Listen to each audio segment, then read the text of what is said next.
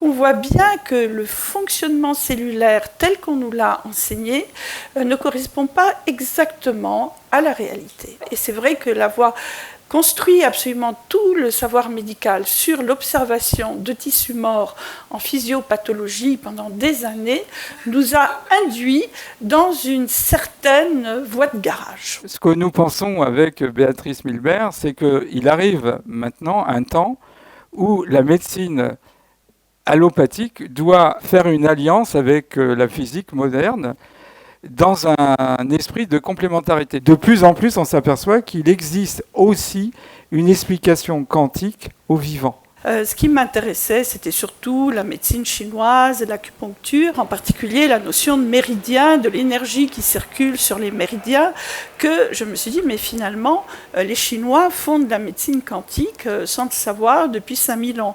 Ça sert à quoi de revisiter la médecine avec la physique quantique ? Ça sert à donner au vivant une dimension supplémentaire qui est la dimension vibratoire. Quelque part, cette compréhension de l'atome, du rôle important de l'atome au sein de notre organisme, au sein de nos cellules, va donner la possibilité d'accéder à des traitements d'une rapidité et d'une puissance incontestée. Considérer qu'un individu, c'est un écosystème familial, professionnel, national, mondial. Si à un moment donné, il y a une disharmonie dans un des écosystèmes, parfois les trois malheureusement, la maladie, elle arrive. Si vous êtes malade, c'est que vous avez actualisé la potentialité maladie.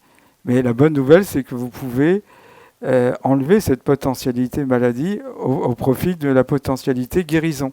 À nous d'établir une nouvelle alliance avec notre corps pour une médecine participative.